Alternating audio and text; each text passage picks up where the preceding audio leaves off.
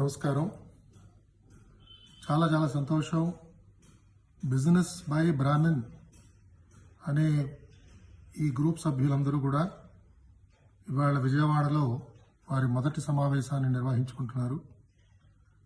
నిన్ననే నాకు ఫణీంద్ర గారు చెప్పారు, కొన్ని అనివార్య కారణాల వల్ల నేను పంపించలేకపోయాను.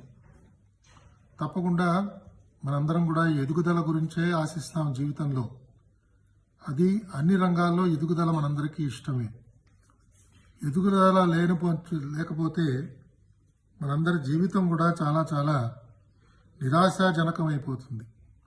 కానీ ఎదుగుదల గురించి కేవలం ఆశలు కనడమే కాకుండా దాని గురించి మనందరం చాలా కష్టపడాలి.